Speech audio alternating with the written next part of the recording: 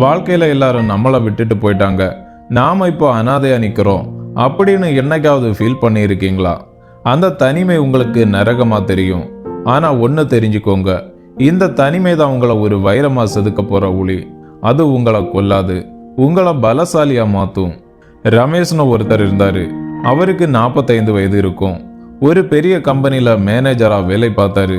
கை நிறைய சம்பளம், car பங்களான்னு life settled. ஆனா ஒரு நாள் திடீர்னு அந்த கம்பெனி நஷ்டமாகி ரமேஷோட வேலையும் போச்சு. அது வரைக்கும் அவரை சுத்தி இருந்த சொந்தக்காரங்க, நண்பர்கள் எல்லாரும் மெதுவா எட்ட போக ஆரம்பிச்சாங்க. ரமேஷ் நம்பின சில மனுஷங்க அவருக்கு கொடுக்க வேண்டிய பணத்தை தராம ஏமாத்திட்டாங்க. பாக்கெட்ல காசு தீர தீர ரமேஷ் கூட இருந்த மனுஷங்களும் தீர்ந்து போயிட்டாங்க. ஒரு பெரிய வீட்டில் இருந்த அந்த மனுஷன் கடைசியில ஒரு சின்ன வாடகை ரூமுக்கு மாற வேண்டிய நிலைமை. அந்த 4 செவத்துக்குள்ள அவர் மட்டும் தனியா இருந்தப்போ அவருக்கு தூக்கமே வரல. இவ்வளோ காலமா நான் யாருக்காக வாழ்ந்தேன், எனக்குன்னு யாருமே இல்லையா அப்படின்னு நினைச்சு ராத்திரி முழுக்க அழுவாரு. கண்ணாடியில முகத்தை பார்த்தாலே ஒரு தோத்து போன மனுஷனோட முகம் தெரிஞ்சுது. அந்த ரூமுக்குள்ள இருந்த அந்த தனிமை அவரை அப்படியே முழுங்க பாக்குற மாதிரி ஒரு பயம்.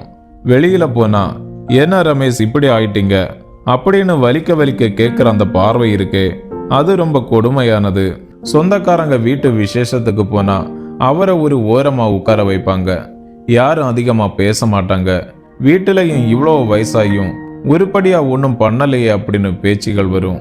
ரமேஷ் ஒரு கட்டத்துல வெளியே போறதை நிறுத்திட்டு தன்னைத்தானே ஒரு சிறைக்குள்ள அடைச்சிட்டாரு.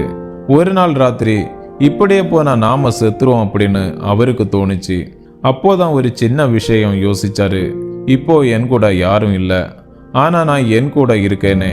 யாருமே இல்லாம இருக்கிற இந்த தனிமை எனக்கு கிடைச்ச ஒரு சான்ஸ். இனிமே யாருக்காகவும் இல்லை, எனக்காக வாழ போறேன் அப்படின்னு ஒரு முடிவெடுத்தாரு. அன்னைக்குதான் அந்த தனிமையை அவர் ஒரு ஆயுதமா மாத்தினாரு. யாருடைய தொந்தரவும் இல்லை, யாரும் ஃபோன் பண்ணி கூப்பிடவும் மாட்டாங்க. அந்த நேரத்தை அவர் முழுசா பயன்படுத்தினாரு. ரமேஷுக்கு சமையல்னா ரொம்ப பிடிக்கும். அந்த சின்ன ரூம்லயே புதுசா சமைக்க கத்துக்கிட்டாரு. காலையில 5 மணிக்கு எழுந்து ஓட ஆரம்பிச்சாரு. யார்கிட்டையும் உதவி கேட்காம ஒரு சின்ன உணவகத்தை தொடங்க என்னென்ன பண்ணணும் அப்படின்னு நெட்ல படிச்சு தெரிஞ்சுக்கிட்டாரு. அந்த தனிமை அவருக்கு கொடுத்தது மன உறுதி.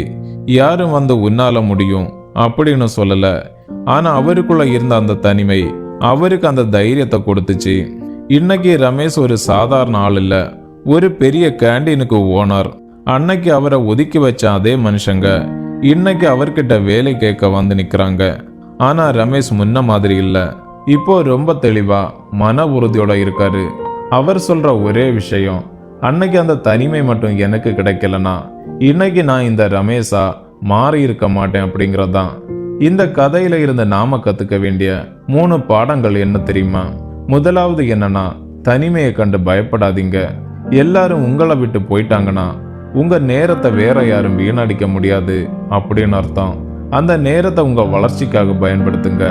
ரெண்டாவது என்னன்னா, உங்களுக்கு நீங்க தான் பெஸ்ட் ஃப்ரெண்ட். உலகத்துல இருக்கிற எல்லாரும் உங்களுக்கு பின்னாடி நிக்கணும் அப்படின்னு அவசியம் இல்லை. நீங்க அந்த கண்ணாடியில பாக்குற அந்த மனுஷன் தான் உங்க ஃப்ரெண்டு. அதாவது நீங்க உங்க மேல நம்பிக்கை வச்சா போதும், உலகத்தையே ஜெயிக்கலாம். மூணாவது என்னன்னா, காயங்களை மருந்தாக்குங்க. மற்றவங்க உங்களை அவமானப்படுத்துற பேச்சுகளை மருந்தா மாத்தி அதை உங்களோட முன்னேற்றத்துக்கு பயன்படுத்துங்க. நண்பர்களே, தனிமை அப்படிங்கிறது ஒரு சாபம் இல்லை, அது உங்களை நீங்களே சந்திக்க கிடைச்ச ஒரு வரப்பிரசாதம். அந்த தனிமையில் தான் ஒரு சிற்பம் செதுக்கப்படுது. நீங்களும் உங்களை செதுக்கிக்கோங்க. கொஞ்ச காலம் அமைதியா இருங்க. உங்க உழைப்பு ஒரு நாள் பெரிய சத்தத்தோட வெற்றியை தேடி தரும். நம்பிக்கை இழக்காதீங்க. இந்த வீடியோ பிடிச்சிருந்தா மறக்காம லைக் பண்ணுங்க, சப்ஸ்கிரைப் பண்ணுங்க. தேங்க்யூ ஃபார் வாட்சிங்.